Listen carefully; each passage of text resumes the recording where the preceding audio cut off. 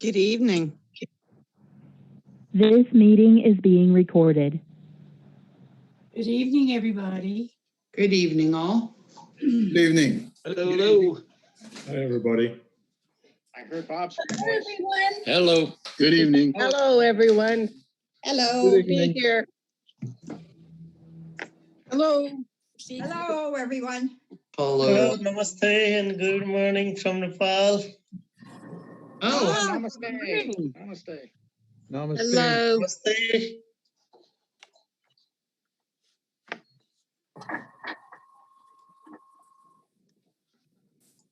are we all in, Steph? Yep. First, Yes. Namaste, namaste. Good namaste. morning, good evening. Hi, Renee. Good evening, and welcome to the President to President Forum. I'm Marlene Phillips, the current Leadership Development Chair. And at this point, I'm going to have a couple of things I want to go over. First of all, if everyone could please mute your end, that would really help to make sure that there's, the conversations are not carried over. When we get into this, which will be in a few seconds, if you could put your upper right hand view into speaker view, it'll give you an opportunity to be able to see who's talking and what they're saying. And because this is an opportunity for you to have a conversation with our President Mark, what we're asking is that if you have a question, you can do one of two things. You can either put the question into the chat and I will record them and then we'll be able to get to them. Or you can, through the participants window, you can raise your hand. So either of those two methods you can use to be able to ask a question of President Mark. And at this point, I am going to turn the meeting over to our great president, Mark Weinsoff.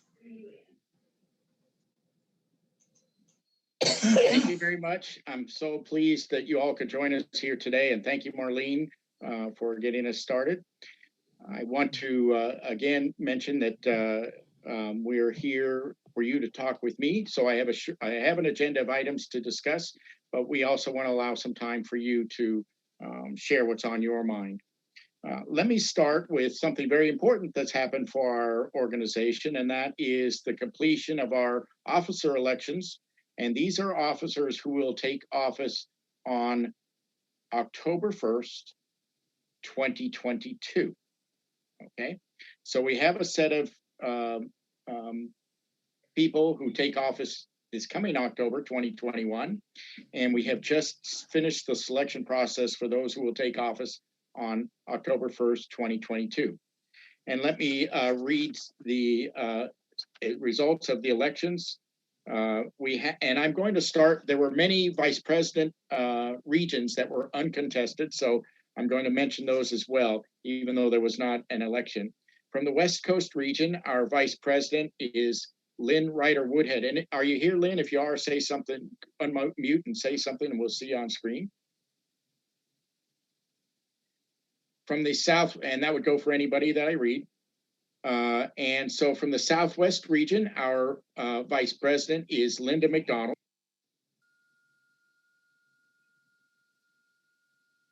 Hopefully you heard Linda McDonald from the Southwest region.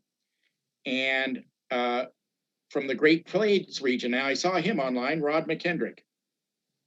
Hi, everybody. From the Middle America region, Julie Robeson. From the Mid-Atlantic region, Donna Aker. From the Southeast region, Gwen Gable, who is our host area convention chair this year. Good evening, everyone, and good morning in Nepal. And the contested election was for the Northeast and Great Lakes region, and I'm pleased to announce that Marlene Phillips is elected vice president of the Northeast and Great Lakes region. Thank you. Our board of directors had we have two open positions for the board of directors starting October 1st. This year, Mark. Yeah, it is this year. Thank you. That's what stopped me. I was thinking, because I was saying 2022, but in the case of the board of directors, they take effect this coming October 1st. That's exactly what was going through my head.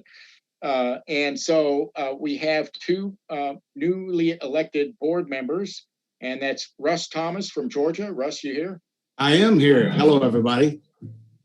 And from Barbados, we have Carol Haynes. Dr. Carol Haynes, are you here? Okay, so those are the positions, and the board members start October 1st, but there's one more position that we haven't talked about yet, and that is our international president-elect, who will take office October 1st, 2022 as our president, is Bob McFadden. Bob, I want to give you a moment to say a few words. Okay, thank you very much, and I really appreciate the few minutes that we have tonight. President Mark, thank you very much for the introduction. Fellow Optimists, I just have to say that I'm honored and humbled to have been elected as president-elect of our great organization. I want to thank everybody who voted for me for their support and confidence in me. And to those who didn't vote for me, know that I will be working hard to earn your confidence and respect to show that I was the right choice. One of my main goals is to reach out to all Optimist members, and you, as key leaders in our club or in your club, can help by ensuring your club's roster on Optimist International website is up to date and includes the current email addresses of all your members. So if you could do that for me, I'd really, really appreciate that. I'm not going to go over my complete action plan, but I want to thank you for giving me the opportunity to lead our organization into the future. And if anyone has any questions for me, I'll be happy to try and answer them for you. Thank you very much. Thank you, Bob, and congratulations to you. And I'm sure everyone shares the congratulations with you. Thank you, President. I also want to mention, before we go too much farther, there is French translation. So if you have not found it yet, there's a button down at the bottom towards the right that says interpretation, and you can choose your language there. So if you would like to hear this in French, there is where you do it. Okay, so let's talk about a few things. And first, I would like to share with you information about our international convention. And we have registered currently 398 people for the convention live. And that's exciting news because our goal was to reach 400. I just put in the chat, although it's rolling ahead, the link to register for convention for those on Zoom. But for those who are not on Zoom, and I'm putting it on again, those not on Zoom, you can find it at www.optimist.org. And we have some exciting speakers lined up for the convention, and Atlanta is a really great place to visit. They've got the aquarium and many other things to see. And I want to just mention our keynote speaker, Michelle Geelan, who will be with us to talk about how we can, how broadcasting happiness can make us more productive and more effective and innovative as leaders of organizations. So it's going to be a very exciting time. I also want to mention, and Rhonda, go ahead since you've got those links yourself, the virtual component is also going to be there. And there's the virtual link that Rhonda just put in the chat. And again, you can find it on optimist.org for those of you not in the Zoom meeting. We will have everything available virtually that you see in the live convention, including our keynote speakers. And it will be a very exciting convention, lots of inspiration and great things. The cost for the virtual convention is $49 US. And we feel that that's a very nice price point where we can make this available to everyone without a huge expense. So we're very much looking forward to being there at convention. And there are so many things that you'll want to take part in. Gwen, I'm going to put you on the spot. I'm going to talk slowly so you have time to gather your thoughts. And is there anything you would like to say in terms of convention that might be things that people want to know right now? Well, we look forward to seeing everyone, of course, Mark, in Atlanta, for those of you who can come. I do have a little tidbit. We have had a couple of extra baseball tickets free up, and I know there were some individuals who missed our deadlines for the baseball tickets because we had such a great response for that. If you want a baseball ticket, I'm going to put Rhonda on the spot and say, get in touch with Rhonda Vaughn at Optimist International. Send her an email because she knows how many extra tickets we have. But I understand we may have 4 extra tickets. That is going to be a phenomenal evening. We are so looking forward to seeing everyone. If you do have any questions that are particularly detailed oriented, feel free to email me. I'll put my email out there. All the team is looking forward to welcoming all of you at the airport and the hotel. We're going to have a great time, and we're going to miss all of you who will not be with us in Atlanta. Thank you, Gwen, and thank you for all the work your committee is doing to put on some extra special events for people who are there. There will be tours of the city available. There will be all kinds of events going on, and it's just going to be a great time. We will also have a gratitude wall for people to share gratitudes, and a happiness wall for you to share happiness, how you're going to share happiness with others. And both of those will be available in the virtual convention as well. So we're looking forward to seeing you there. We have 398 registered now. So if 2 of you register right now while we're online, we'll have 400 before we get off. And that was our goal. Although we're really hopeful we will get to 500 or more and in this interesting time, and that would be fabulous. In fact, we can beat Kiwanis. I heard Kiwanis had something like 526. So let's get more than Kiwanis has. And then we have 126 registered virtually, and we just sent out emails today about that. And so I hope you'll we'll probably start to get a lot more registrations for virtual. I wanted to spend some time right now to talk about the state of the organization. It's really a pivotal year, and it's interesting that it's all happening while we are in the middle of this pandemic, which made things so difficult in so many struggles you all have been through, and that our families, even who are not members of Optimist clubs, have had with children at home and schooling at home and work at home. So this has been an interesting time for our whole world. And but even with all of that going on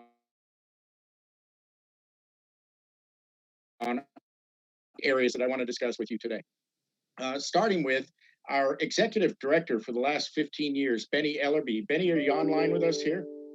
If you are, say hello. Doesn't sound like he's here, but Benny Ellerby has been our executive director for the last 15 years, and he is going to retire on September 30th. So in preparation for that, we have been going through a process to hire a new executive director. We had over 262 candidates who applied for the job, and those were narrowed down through much research and several interviews. And last week, we interviewed 3 final candidates for the position. We're not ready to say the outcome of those interviews at this time, but you will be hearing at convention the new executive director, assuming we hire one by then, will be announced. And I expect you will see somebody on stage at convention. And that will be announced on July 1st at the International Convention. So there's another reason for you to come in person or join us virtually so you can meet our new executive director. And we are very excited. President Mark, I am here. I'm here. I apologize. I couldn't get off mute quick enough. There you go.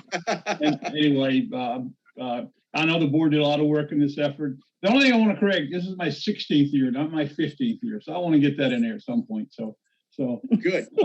It's been a good ride. You did. I don't want to shortchange it, but you're right. I was thinking about when we started that process, it was only 15 years, but that was a year ago. So, and Benny, I'll take this opportunity in front of everyone to just share how important you have been to the organization, what a fantastic job you have done for us. I marvel at your ability to handle so many different things coming at you from different directions. And I've certainly seen a real lot of it as president, and the average club member just has no idea of all of the things that go through our office and the resources we have to deal with them. And Benny, you do a marvelous job of managing those resources and getting the most out of our staff and dealing with all the different things that come your way. So I really want to thank you here. I will be thanking you many times over the next 6 months or 5 months, but this is one opportunity that I'd like to do this in front of a good group of people. And we really thank you for all you've done for us over the last 16 years. Thank you, Mr. President. Thank you so much. So that will be announced on July 1st at the convention, and you'll all have an opportunity to talk with Benny and share your gratitude with him over either on your gratitude walls, respectively, or in person if you can make it to Atlanta. And I'm sure he would love to hear from all of you. Another change at the top was in the Montreal office. Our longtime director, and actually I don't know how many years Jacques was our director in Montreal office. Benny, maybe you can help me there, but he was there for many years as well. Jacques Pellon has also chosen to retire, and that coincides timing wise. Benny, did you have a number of years for him? Jacques was here. He started about a month after I did, so Jacques did 15 years. Okay, great. And that coincides with another interesting development in Optimist International, which we believe will take us into the future in a positive way. And that is the Optimista Fédération Canadienne is now a pilot project that will start on October 21st, 2021. And in April, they elected their first president. And if Claire Lebreche is with us, I'd love for her to say a couple of words. And I'll give you time to unmute as well. That project will be starting on October 1st, 2021, and it will provide services to the French-speaking clubs. Thanks, Marlene. So French-speaking clubs will receive their services that way, and we will be closing the Montreal office. So for the rest of Canada, who has been receiving services from the Montreal office, you will now receive services from the St. Louis office. And we believe we are set very well to handle your needs. And we believe you will see no interruption, no deficit of service, that everything will be run very smoothly for you, and that all of your needs will be met, especially for the Canadian clubs that are concerned about your gaming income. I know it has to go into Canadian banks. We are aware of that, and we will make sure that everything works well for you, and that all services are provided for you that were previously provided, and maybe some more, because we're always moving forward, and things get better all the time. Then another exciting development this year, well, I'm going to mention another one first. We started an Optimist Club in Lebanon. That was our first club in Lebanon this year. And now we have 4 clubs in Lebanon. And that's somewhat along the lines of the one I want to announce next. Is 4 years ago, we put our first club into Nepal. And this year, last week, we chartered our 26th club in Nepal. So we have 26 clubs representing all 7 provinces of Nepal. And we just last month started the first Optimist district in Nepal. So it's our first real district opening since the Caribbean, and we're very excited about that. And they are doing a fantastic job. Some of them are online with us today, and we will have both Claire Lebreche from the Optimist Fédération Canadienne and Uday from Nepal to talk with us at the International Convention and share a little bit about what's going on in their respective areas. So those are some of the changes that have been happening this year in Optimist International. And we believe these will all provide better services to the clubs in their areas. And while we will definitely miss Benny and everything he's done, and there will be some transition pain, we will look forward to great success with our new executive director. And the new executive director will start on July 1st, and Benny is here until September 30th. So there will be some overlap, and that will be an opportunity for Benny to share his knowledge of the organization and have a smooth transition after he leaves. So I'm going to move on to the rest of my agenda before we go to questions. And I will go to the next subject, because if we start talking about some of these things, we may run out of time, and I don't want to do that. So let me talk about your clubs and how we understand the year that you have had. I'm an Optimist member of an Optimist club. All the staff are members of Optimist clubs. So everybody in Optimist International is going through the same things that you are in your club. So we understand the challenges that this year has presented to us. The exciting thing is so many clubs have found ways to go forward in new ways and serve the public, even during the pandemic and even during times of lockdown.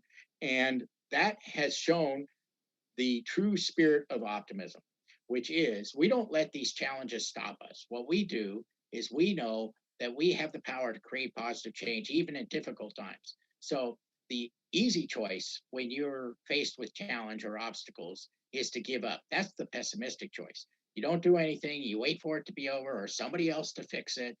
You just go into hiding and that kind of thing. But that's not what optimists do. We know that our services are needed more than ever. And so we have to find a way to go forward, even in these difficult times. And I just am so grateful to all of our clubs who have found ways to do that.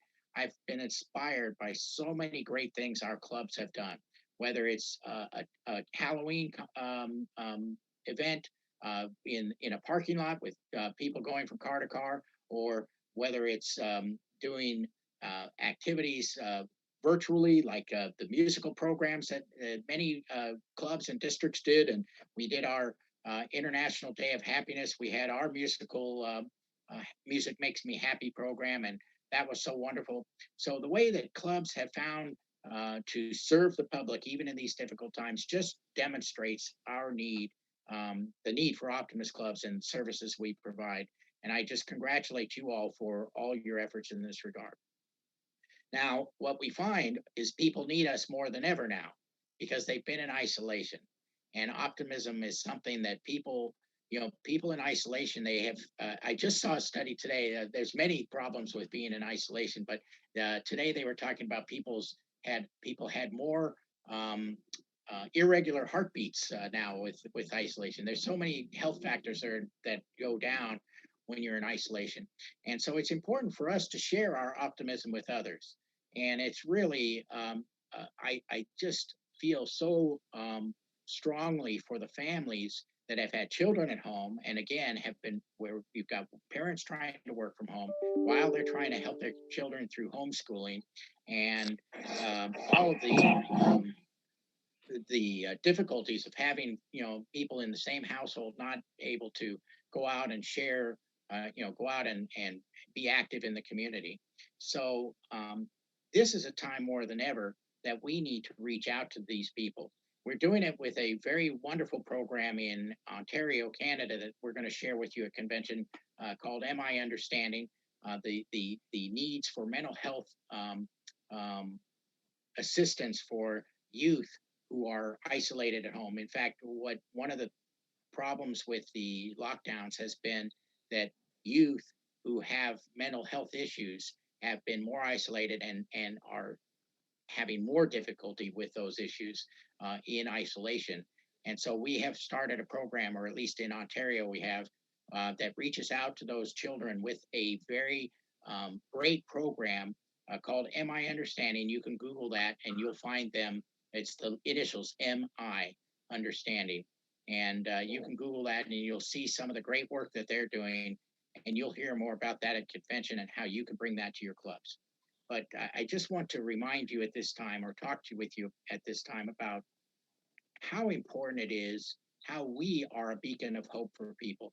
And when we provide that hope, it makes a difference for their entire lives. I think of oratorical contestants who would never, many of them wouldn't have even graduated from high school, except for their participation in oratorical contests inspired them to become more active and think about a college career. I think about children who are food insecure, or families that are food insecure, and our clubs are providing that food to those people. I think about all of our programs at the holidays where we provide gifts for families and food for families that are in need.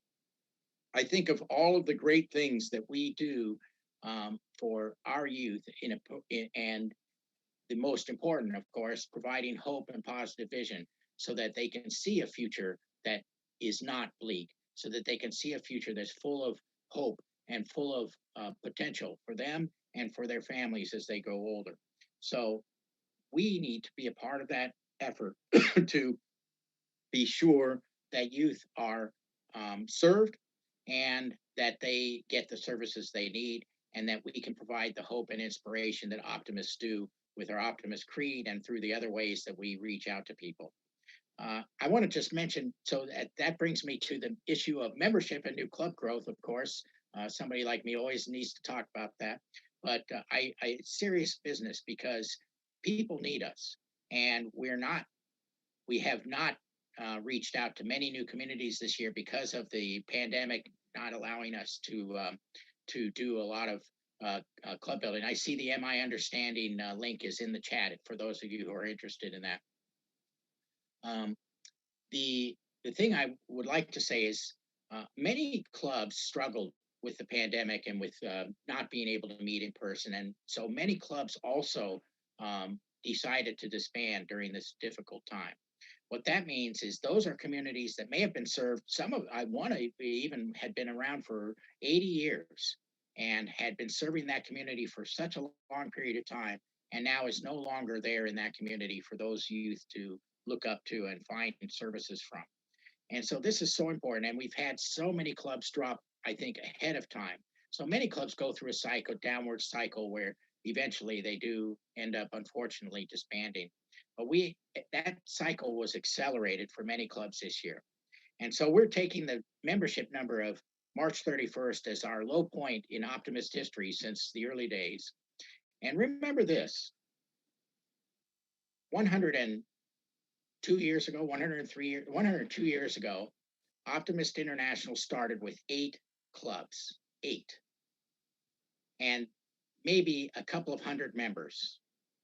Dave Bruns would know the actual number probably, but let's just say a couple of hundred members in 8 clubs.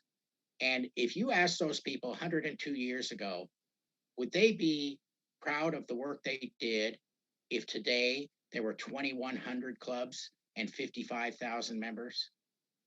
I think they would tell you yes. I think they would tell you, we're glad we started this organization. I think they would tell you, we're proud of our future selves that 100 years later, something we started is still there, going strong with 55,000 members. So here we are today with 55,000 members at our new low point. If you watch the Dow Jones Industrial Average, it goes up over time, but it has its dips and it goes up again, it has its dips and it goes up again, but it never goes back down to the original levels. And that's where we're at today. We are a low point in our history. And we're going to look forward 50 years from now, and we're going to say, we're proud of the work we did today to make this organization get back to 100,000 members 50 years from now, or even 100 years from now. So I want to assure you that growth is starting to happen now. In April, we had a net gain of membership of 147 members. In May, which just ended yesterday, we had a net gain of 89 members. So there you go. In 2 months, we have had an increase of, if my math is correct, 236 members. And my goal is to have 6 straight months of growth. And that will show that we are out of this pandemic, that we are here ready to serve the youth, and that we are here for the future of our organization. Because if we can have 6 months of growth, we have these points in time when dues for some reason come due and we end up losing some people around that time. So if we can make it through September 30th without the drops that sometimes happen, or at least overcoming those with our new clubs and new members that we're bringing in, we will have proven to the world that optimism will bring people to our organization. I know we have people say that service clubs are a thing of the past and that people don't join those anymore, especially young people. And I will say to you, if you believe that, then stop talking about your club as a service club and start talking about it as an Optimist club. Because when we choose optimism, people will come to us. Every single person in the world, young or old, needs optimism and is attracted to optimism. So if you are showing optimism in your club, they will come to you. So what am I going to do to help you with that effort? I'd like to announce today that starting today and for the remainder of the year, and I actually saw in the chat a couple of people say they're bringing in members. So this is for you especially, starting today and for the rest of the year through September 30th, we are waiving the $15 registration fee that each club pays for every new member they bring in. So you can offer free membership trials to people and they won't have to pay dues until the next quarterly billing, which is July 1st in this case today, or October 1st later on.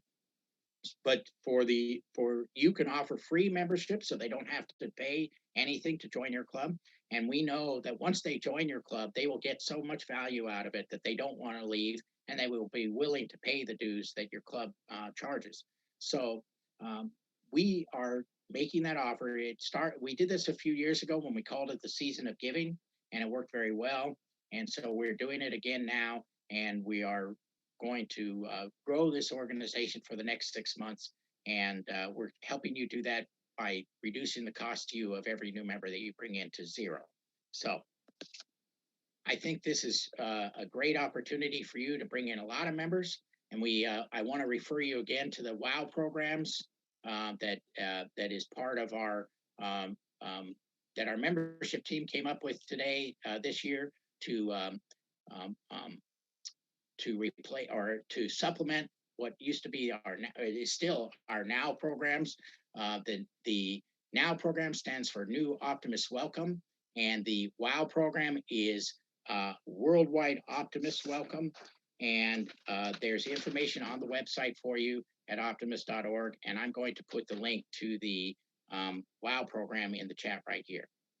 So with that, I have concluded my remarks for you, and I'm opening it up to discussion. And Marlene will be our moderator. She's going to choose the questions for us, and when she calls on you, if you'll unmute and ask your question, we'll go with that. Okay, I have one question that was sent by email, so I'll read that one. In a recent address by Mr. Jim Boyd, he stated that the growth of Optimist Club has been on the decline for some time now. How does the separation of the French-speaking clubs and the Nepalese clubs form a separate system from OI impact our growth strategy? Well, good. Thank you for that question. And I want to make a amendment to that statement. Nobody is separating from Optimist International.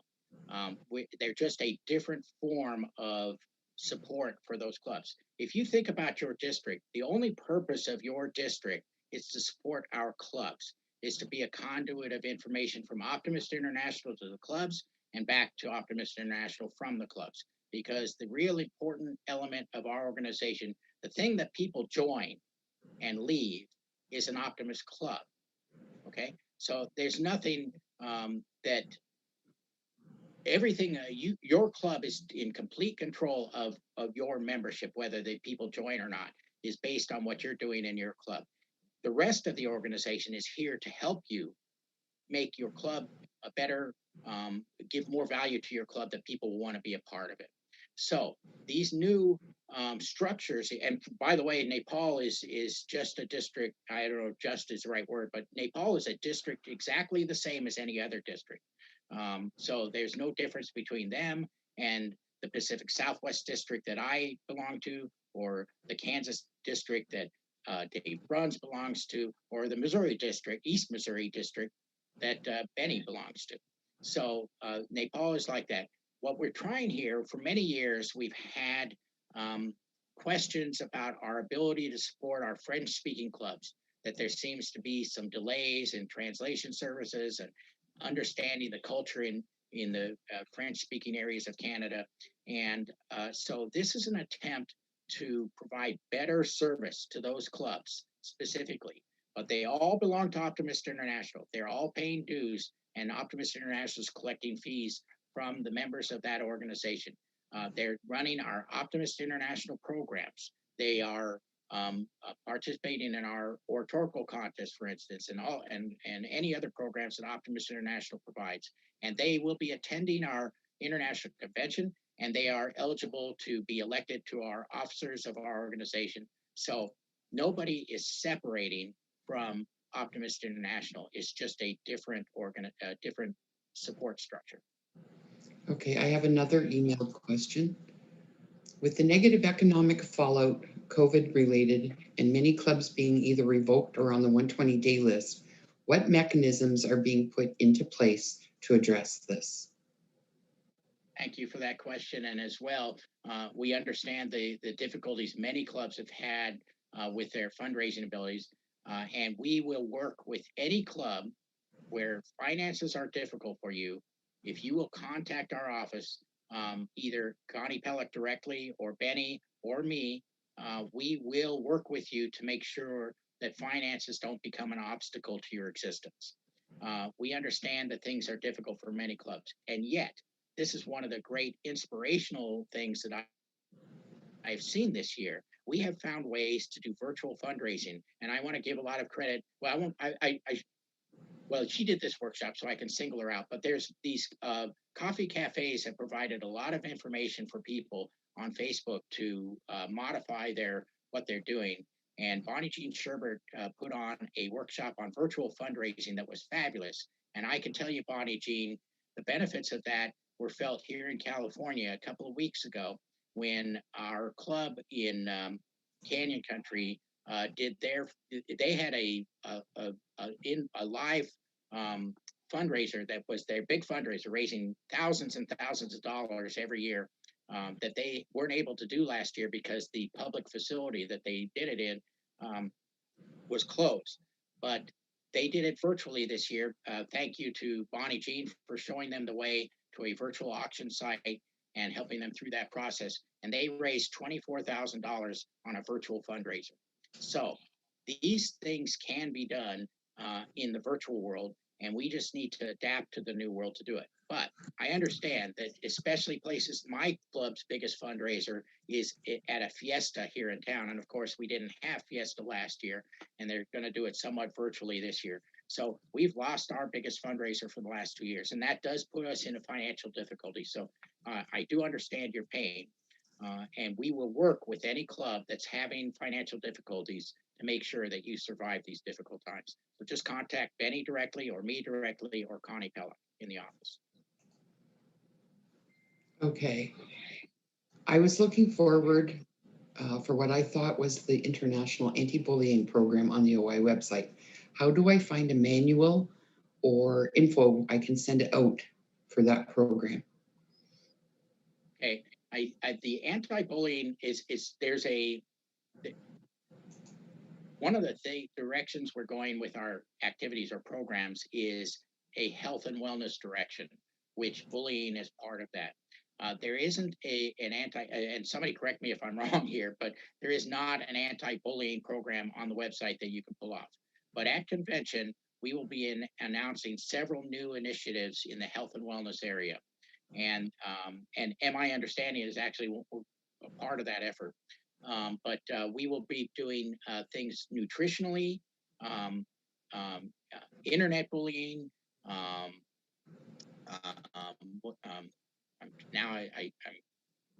There's 4 areas they're going to address. And by the way, when we talk about these new health and wellness initiatives, we have not abandoned the childhood cancer programs. We are still fully funding I don't know if that's the exact right wording, but we still have our endowed chair at Johns Hopkins University for cancer research, and we have been funding also cancer initiatives at the UCLA center. And so we are still doing childhood cancer as well, but we are starting some new initiatives around the health and wellness. And the one that's most exciting to me, and this will tie into the bullying, is resilience for youth, because optimism is actually something that can instill resilience in our youth. It does in adults, and modifying these programs to work with children to promote resilience before negative things like bullying happen to them. So one of the premier people in the field of positive psychology, Martin Seligman, was contracted by the U.S. Army to provide resilience training to recruits before they went into war zones. And what they do is they give them some training based on the principles of positive psychology, which we are initiating here as well for youth. And what they promote is, rather than coming back from a war zone with post-traumatic stress, they give them the tools to come back with post-traumatic growth. So when you prepare people ahead of time, before adversity hits, before they're bullied, before some tragedy happens in their lives, they will have the tool set to be more resilient and go forward in a positive way. So these initiatives you will hear more about at convention in July, and we're looking forward to getting those started and finding some new ways to work with youth in our communities.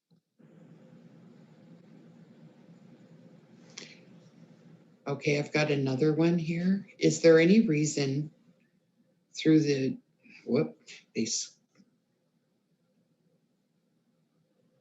bylaws that restrict us to publicly show our financial statement to non-members? Some think we want them to join because we only want members' fees, which is not the case for all clubs. I'm sorry. I'll let Benny handle that question, but I think our finances are public on the website. But Benny, go ahead and answer that. Yeah, you can go to member services, and in the second column from the left, the last item in the first column is the audited report for the fiscal year. So each year we publish the audited financials of the organization under the member services, the services here, but it's there on the website. Anybody needs to call. For that matter, I can give you audits back as many years you would like to look, but they're always posted.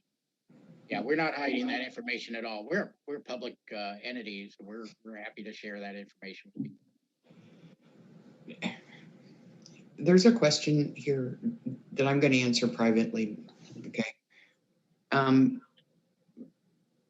We've got a note from Chairman Dave to remember that we have the Optimist Oratorical Worlds and Regionals, July 22 and 23. Are there any other questions? Question. Oh, okay, Paul. I asked a question about the financial statements. I realized we were a public entity and everything's open to the public. It's not prevalent in our club, but I have seen it in other clubs, in other service clubs, as well as some of ours, where they believe, well, we can't show people our financial statements because either it's private to members only, which is a fallacy. I just wanted to ask the question to put it out there that we've had some success with garnering members because we make sure on our Facebook page and in articles in the news, etc., we stress that the meetings are open to the public and all of the meeting is open to the public. So the person who comes to the meeting is never asked to leave early. And I have seen in some Optimist clubs, when I go for a meeting, it goes so far and then a guest or a speaker might be asked to leave when it comes to business of the club or finances of the club. And I think that's a real deterrent to offering, getting people interested in anything. As soon as you tell them, no, you can't listen to this, it just, I think, rubs them the wrong way. That's why I asked the question. Paul, let me, President Markey, let me answer this real quick. I did post the audit on the websites. Every club has to file their 990s with the IRS. So there's a website called GuideStar. And I don't know if you know this, but every single club's 990s are published on GuideStar. So even if you wanted to hide your 990s, you can't do that. I think, Paul, maybe it's become distorted in some clubs. In my club, we will ask the guest, let's say a guest speaker, if they would like to leave we're fixing to get into the club's business, which sometimes is not that interesting, and we can go for a while in club business. And if we have a speaker that has come in, we give them the courtesy of staying or not staying, but that's really the speakers. We give them that courtesy saying, if you'd like to, you want to hang around for our business session, you're more than welcome. And I think some clubs have now taken that to the point you have to leave. I think that's wrong. And any member of the public should be able to sit in our meetings and listen to what we have. And I totally agree that there are times that when you're going to get into nitty gritty business, you may ask the speaker if, as a courtesy, if they'd like to leave. That would be great. But take no offense. But we'll take no offense. But I agree with you, Paul. We should not ask people to leave our meetings and have closed door meetings. So your point is well taken, Paul, that your clubs should be open, and that's your recommendation for clubs. Let me also point out that 990s are not filed in the Canada, but we encourage you to be just as open as possible. But you made me think of one thing that I'm compelled to say at this point.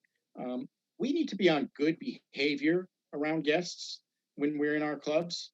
And that means we need to provide a welcoming and inclusive environment, no matter who walks into our doors.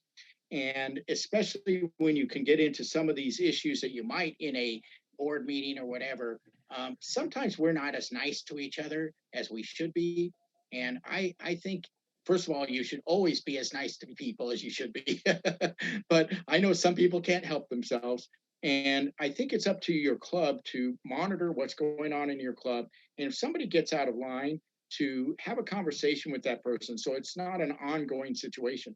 Because I've seen clubs, and I could probably name a few right now, which I won't, where they are not gaining members and they are losing members because of the behavior of some of their members. And so, especially when it comes to those difficult conversations, if we can treat each other with respect and with dignity and with good, positive interactions, we will be a welcoming environment for anybody to join our club. So as long as we're going to get into allowing people to view our difficult conversations, let's make sure they're positive in nature. I have another question. We talk a lot about getting new members, but what are we doing to address member retention? Yeah, so that's thank you for that question, because that is really what I was referring a little bit to earlier. Is members join your club and they stay in your clubs, and it's up to your club to do that. Now, that doesn't mean we can't help you, and we are. And so, what I would like to offer you, if somebody could put Edie Harris, are you here? What I want to do, and Stephanie, if there's an email address people can email to get in touch with our club fitness committees. We have a committee of people at the international level who would love to come and speak to your club and talk about how your club can retain members, whether it's through individual activities or even the virtual fundraising that we talked about. And I personally will make that offer, and I'll put my email address in the chat. But everybody who, any club who would like me to come speak to your club, I'm speaking. This is one of the great things about what's happened with Zoom is that we can now, I can visit a club from California as I am now, and I can visit a club anywhere in the world. And I am willing to do that. All you have to do is invite me and set it up ahead of time at a time when I'm available. And I don't care if it's at 4 a.m. my time. There's Edie Harris's email. And mine's right behind hers. So those two email addresses that you just saw in the chat. Oh, that's right. Dwight's on the Club Fitness Committee as well. And I'm telling you right now, anybody on the Club Fitness Committee is willing and happy to be a speaker at your club or visit your club, even not as a speaker, and to chat with your leadership about how your club can do a better job of retaining members. We're offering those services one-on-one with you. And I, again, will offer my time to come visit your club as well. We also, our membership committee is doing the same thing. Yes, good, Tracy, our vice presidents are also, and you cannot ask for a better retention expert for your club than Tracy Huxley. Just get her to do it. And by the way, Tracy, I'm glad you did that because you reminded me.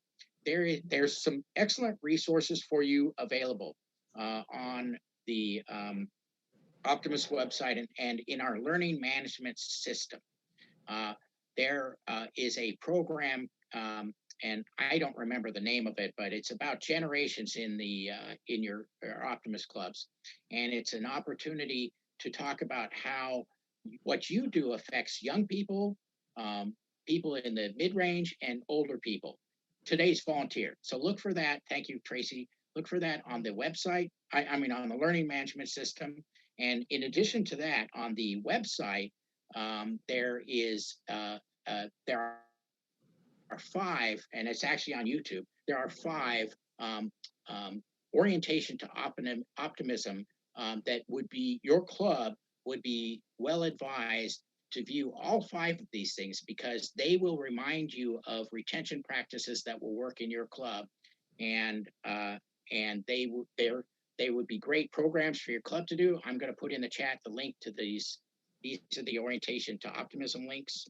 Oops. So that will get you to the YouTube playlist for the 5 orientation to optimism programs. They're each 20 minutes long approximately, and they are wonderful, wonderful resources and ways you can learn how your club can do a better job of retaining members. And again, the learning management system, there's 4 licenses that you have in your club automatically, and somebody can go and view the today's volunteer thing. And that is a fabulous resource. And again, Tracy will be happy to come and do it for your club in person. I have another question. I have a question. Roger Sullivan.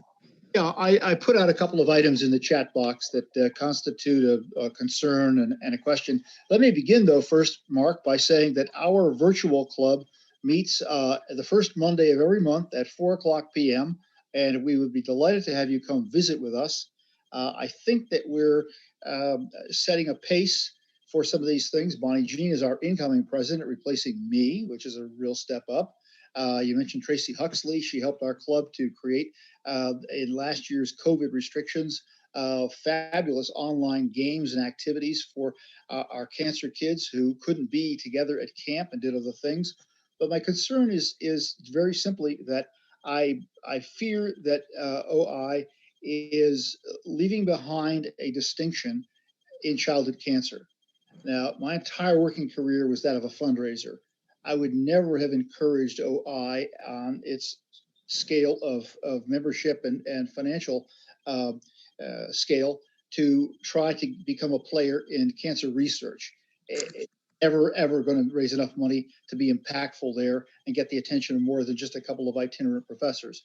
But we have in our membership structure the ability to address the hidden tragedy of childhood cancer, which is the families and caregivers who can't get their kids to treatment, because there's only 200 places in the entire country that treat children for cancer. That's been our model here.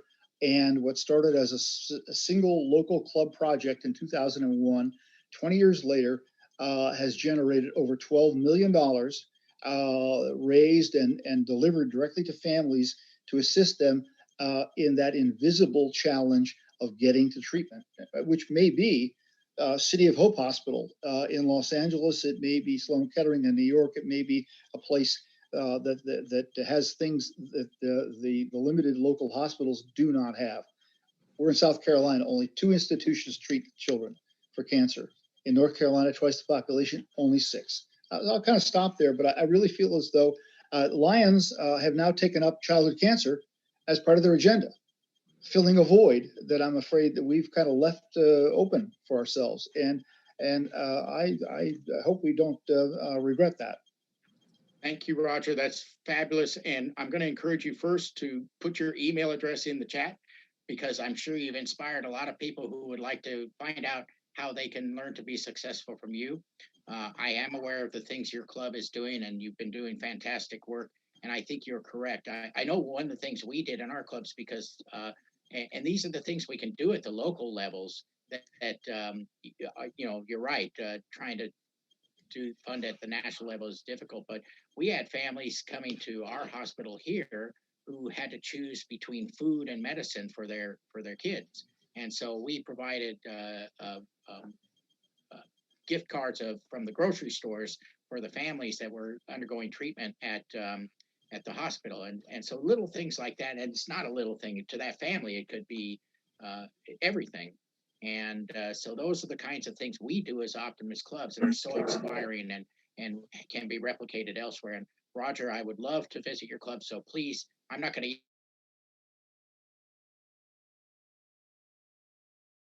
email you because I'm too busy paying attention to what's going on to your meeting, and invite me. I will definitely come as soon as possible to visit your club because I love the work you guys have been doing. I'm aware of some of the things. I've seen them on Facebook, etc. And I'd be thrilled to participate in. Hope you'll share your ideas with others who will surely be emailing you today. I certainly will, unless maybe they see me coming first. So. I'm sorry, excuse me. I'm not able to see any other questions at the moment. Does anyone else? I wanted to share something because you might have seen me, my head's down.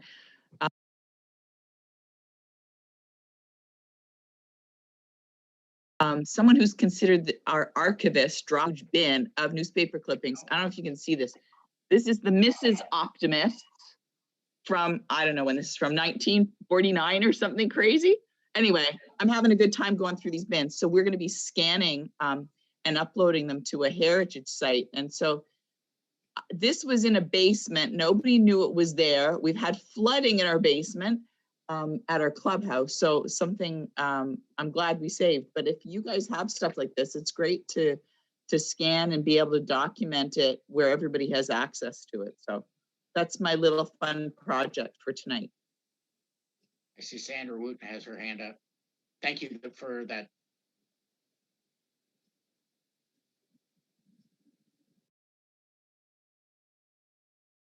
Sandra, you muted. So if you can unmute yourself, that would be great. Maybe we can help you. Let me see if I can help you there.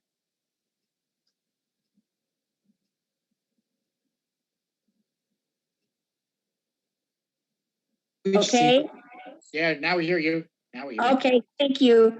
Just a couple of things that I'd like to suggest. When you were talking earlier about people in clubs getting into little cliques or different ways of causing other people to feel uncomfortable, something that we've really, I think we could look into and stuff is, of course, we are optimists, so we should be more positive.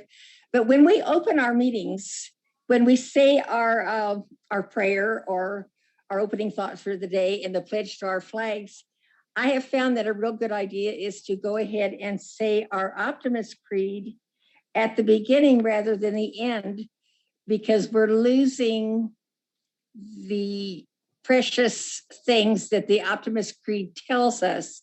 And sometimes if we do that before the members get into the actual meeting and the fellowship, maybe it'll make them think a little harder about what they're there for and acting more positive. But anyway, I really want to congratulate everybody. Thank you so much for doing this for us, because it has been a very long, hard year for optimists everywhere. And just let me add one quick congratulations to Rod McKendrick as a new vice president, especially since he was my best governor the year that I was fortunate enough to be vice president. So exciting. Well, thank you for that, Sandra. And you make an excellent point. Many clubs do read the creed at the beginning. And I know very early on in my Optimist career, it did. And there's benefits to that have been scientifically proven. And again, our guest at the International Convention, Michelle Gielan, in her book, Broadcasting Happiness, points out that if you do something positive at the beginning of the meeting, you will be, and this is in business as well as anywhere, you will be more innovative and you will be more productive. So one of the things they talk about is you can say something that you're generally positive, that of general positive nature, then you can single out somebody in particular to talk about something positive, either that's happened in their life or an accomplishment that they've done. And then you can talk about something, for instance, that your club has done in a positive way. And just doing those three things at the beginning of a meeting will make everything more productive. And this has been scientifically proven. Why is that? Because when our human beings are naturally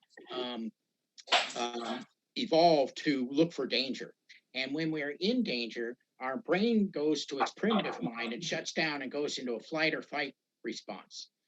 Whereas when you're thinking about positive things, Fredrickson is a scientist who studied this for quite a bit, has said it creates a mindset of broaden and build. So you look for more alternative solutions when you're talking about problems, or you look for other things to be positive about. And when you look for positive things, you will see more positive things. So opening a meeting with something positive like the creed is an excellent idea.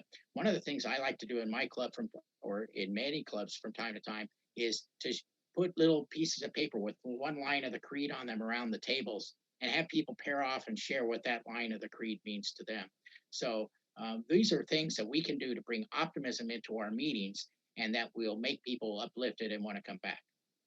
Bill Chorolis, I see you have your hand up. Yeah, Mark. Recently, I sent in an email suggesting that OI develop a system to allow clubs and districts to be able to take online payments in a structured way with a form, and that goes into a database. The problem, I'm currently using Venmo, and the person does get a good space to be able to tell you what they're sending you the money for. But that's the problem. You get money in some of these auto pay systems, you get all these deposits showing up in your account, and the treasurer has to figure out what they're for. Thank you, Bill. And you're right. This is definitely an area that we have to improve, or I don't know if improve is the right word, but add this new service. And we have been exploring it. Benny, would you like to address that question at all? I mean, are we speaking donations to the foundation, or? No, I think he's talking about ACH bill or something similar to where we could take credit card payments, where people could go online and pay their dues with a credit card. Okay, I'm going to punt. Tom Clear and Connie handles that area. I know we've been working on that. That's what I would had just say. issues. Yeah, I would just say that we are working in that direction, Bill. You're correct. It's something we need to be able to do. And it's an involved process when you get into the technology of it and tying into the database and all that kind of thing. So it's coming. I'm talking much more about not just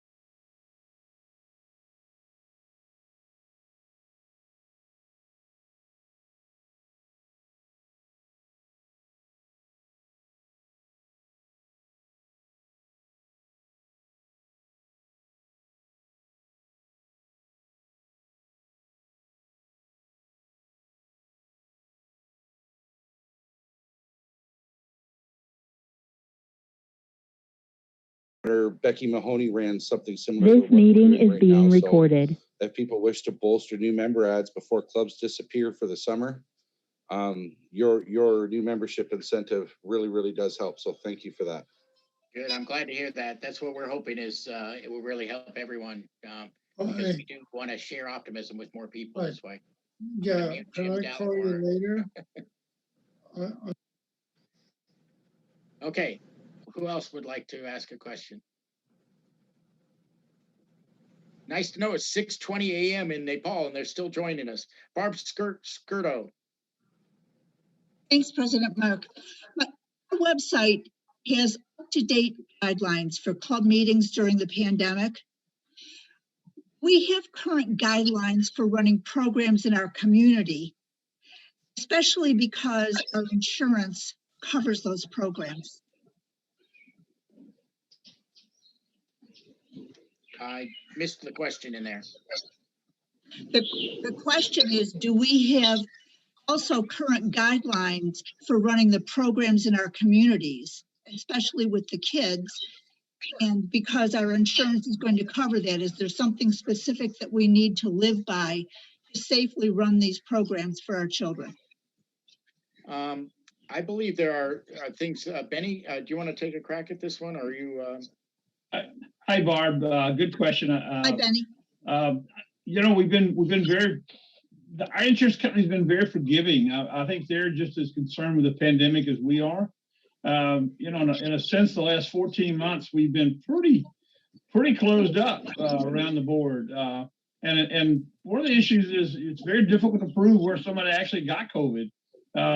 But we've run honestly, sadly, we've run very few hands-on projects. So it really has not been a liability issue with our carrier up to date. So, you know, our guidelines we've been posting on the website is follow local and state and federal guidelines. If they want 6 foot distance, they won't wear a mask. We ask you to follow the local health rules in your areas, and every area is a little different. So New York's been a little more closed up. Texas is a little bit more open, but follow your local guidelines. Thank you.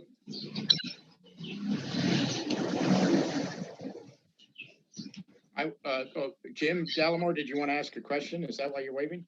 Yes, I did, sir. Sorry. Go ahead. Mr. President, I wanted to know what Optimist, the stand of Optimist International. I haven't heard anything about the current dialogue in your country, the United States, and ours in Canada. I'm from Central Ontario District, about the debate on discrimination and what's going on.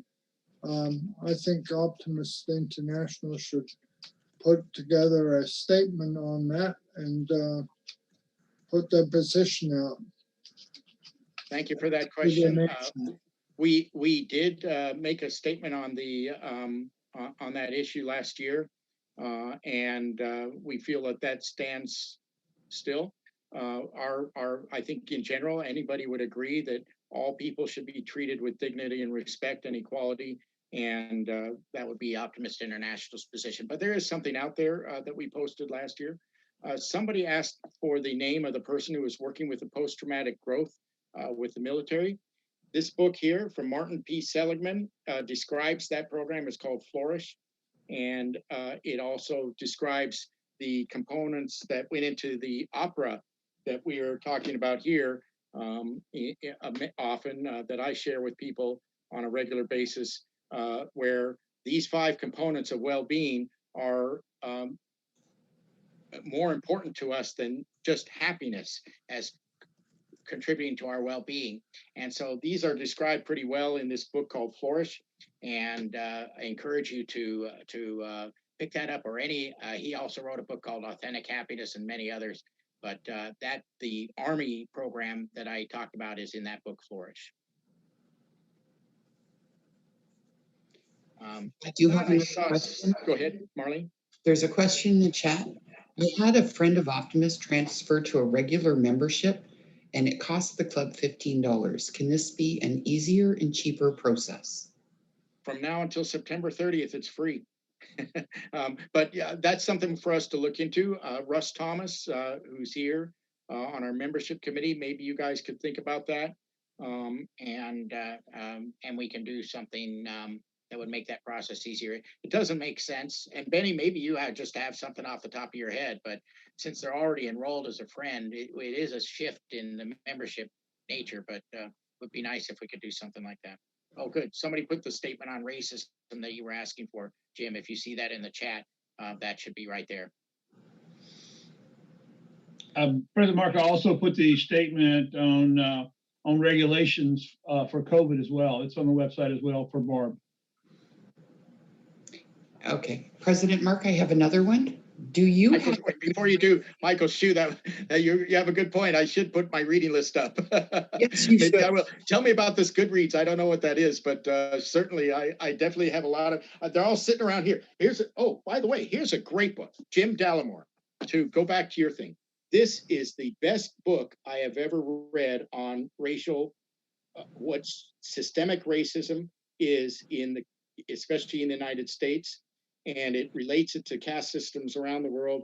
And you cannot do better than reading this book if you understand why some things in the United States are the way they are related to racism. So yeah, I got plenty of books around here I could show you.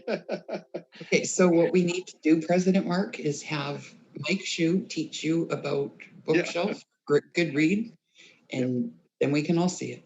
Mike, send me an email.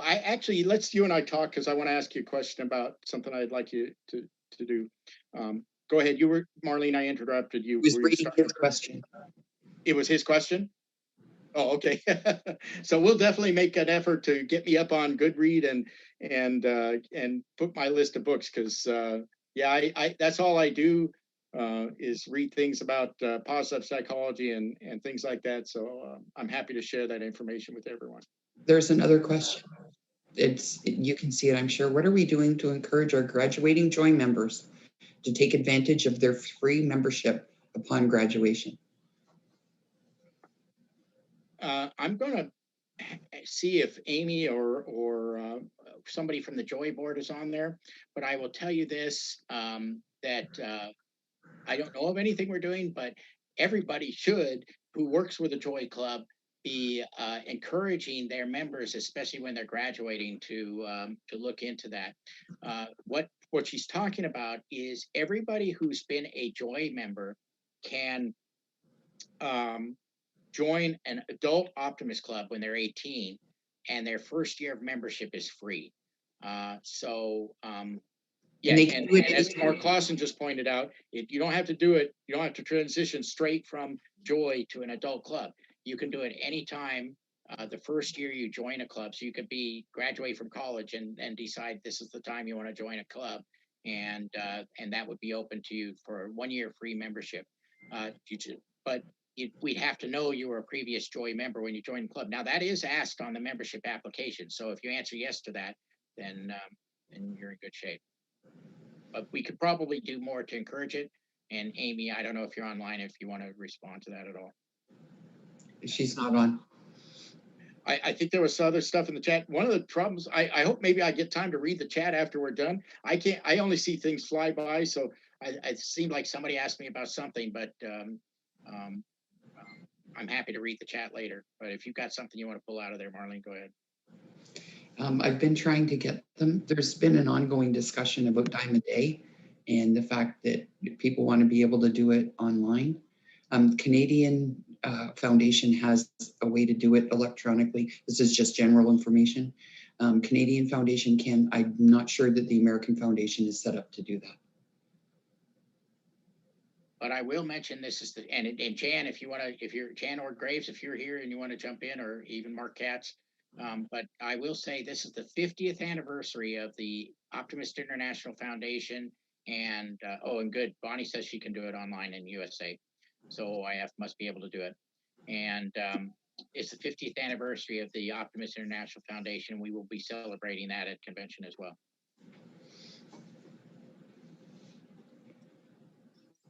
Well, maybe we have reached the time. I don't know how long we had planned to go. We can go another 15 minutes if you'd like. I'm happy to do that. if we don't have any more questions, maybe it's time for us to wrap it up. I see Michael Shue seems to have put in the way to donate, maybe do the dime a day online or whatever. Looks like Benny did too. The COVID. Oh, yes. So, and by the way, on COVID, the board will be reviewing our COVID statement. So Benny I think put a link into the COVID statement that is good, we did up until June 28th, which is our next meeting. And I believe what we will do is we will change that to read that as long as you're following local regulations, you should go ahead and do what, you should, all Optimist meetings should follow local health, government, and business regulations. And I think if you're in compliance with those three areas, if a business asks you to wear a mask, you need to wear a mask, even if your government doesn't require it.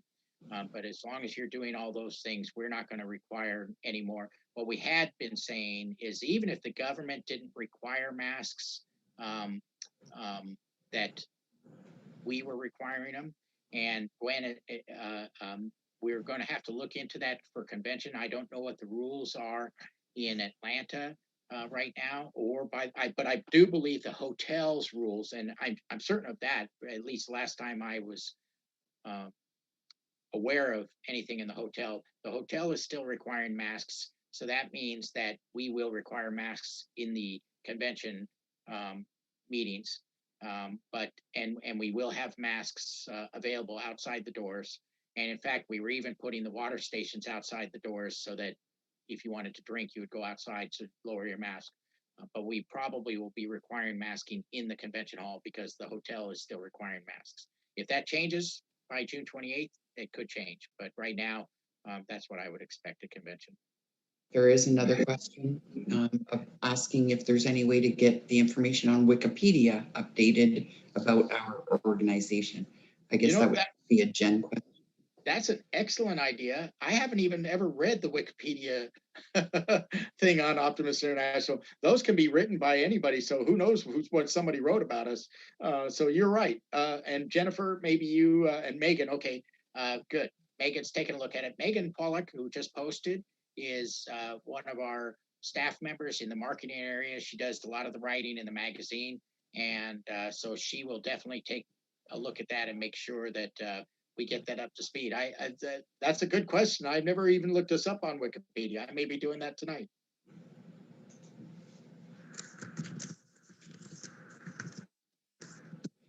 Are there any other questions for our president?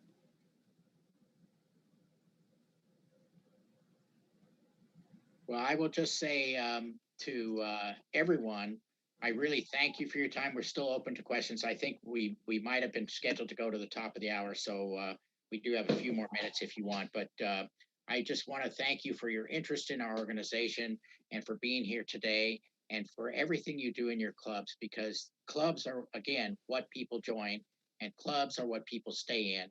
And if you guys will provide in your clubs the 5 components of well-being that I mentioned earlier: optimism, purpose, engagement, relationships, and accomplishment, then people will join and stay in your clubs, and you will be a real force for positivity in your community and make this world a better place, even in these difficult times.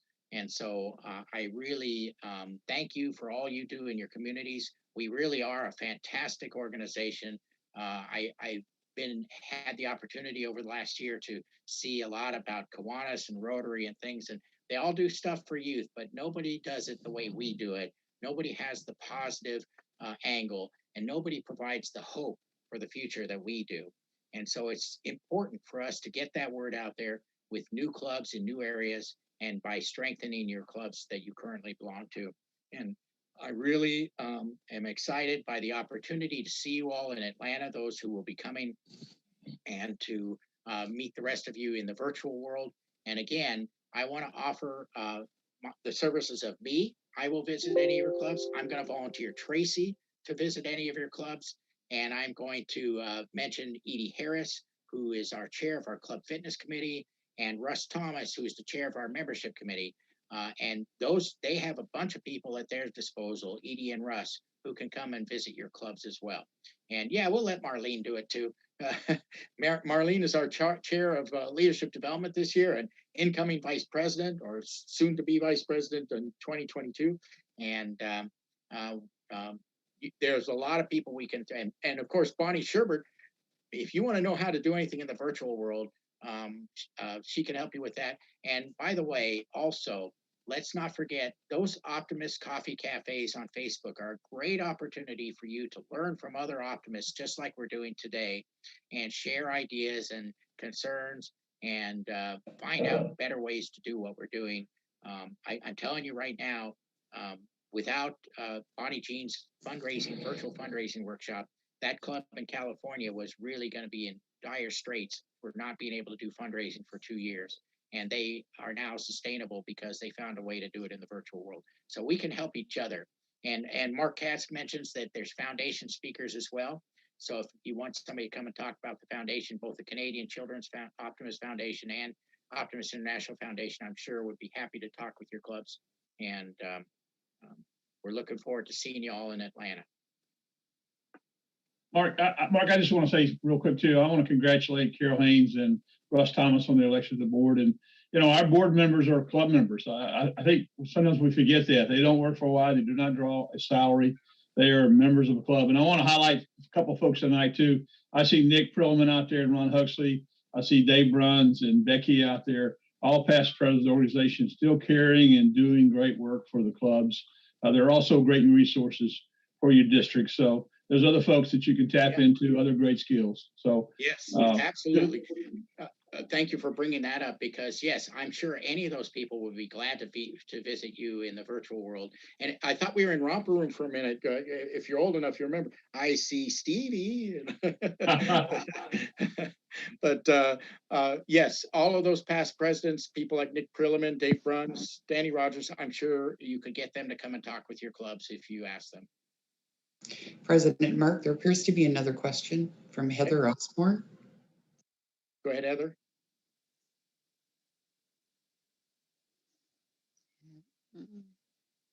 Yes. Mark, could you show us that book again? Which one? Is the happiness? Yeah, broadcasting happiness, and I will just take a picture of that. And can that be ordered online? Yes, but let me tell you something. We have arranged for a convention special, so you can get it right now electronically, like for Kindle and whatever, for $13.99. We will have that price for the hardcover book at convention. Actually, I didn't get it. I didn't have time to get the pictures. So could you just put it up again? Yes. Thank you. The office name is Michelle Gielan, Gielan.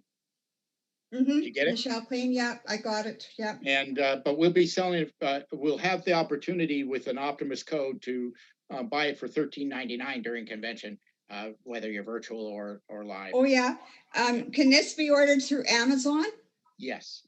And like I say, right now on Amazon you can get it electronically, like on a Kindle or something, for the same price, $13.99. So if that's what you read it on, go ahead and buy it. But if you want the hardcover book, there should be a special code you can put in even on Amazon that will get it at $13.99. Not exactly sure how that's going to work. If Rhonda's here, maybe she can tell you. But we did make a deal with Michelle that we could do that for our members.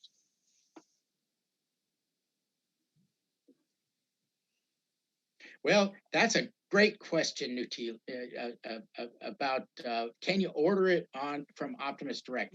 That's something we really need and have spoken about doing. And I want to put my book club. I'll just start my Optimist library and let you all order them from Optimist International. So we got to start working on that.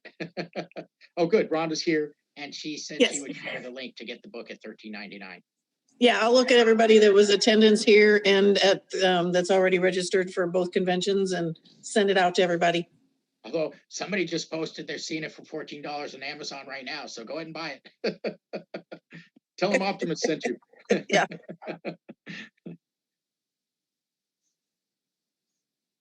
But yes, that would be a great idea for us to start. I think we should have a shop like Life is Good, where we sell all kinds of optimist and positive products. So hopefully that's something we'll be able to get to in the future.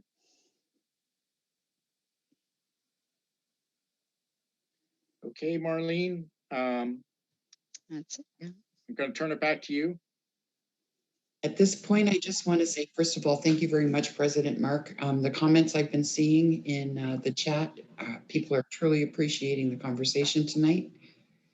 And This is in answer to the question in the chat about where are those 5 things. They're in this book and also in the Authentic Happiness book. But they call it in this book PERMA. I just changed the letters to OPERA.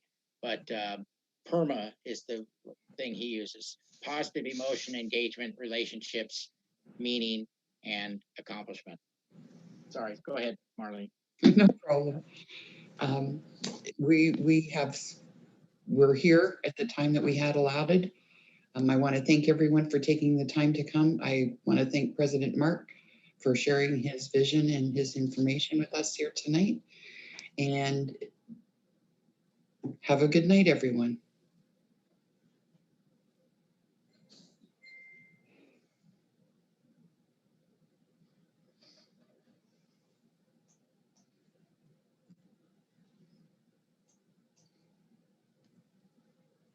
The recording has stopped.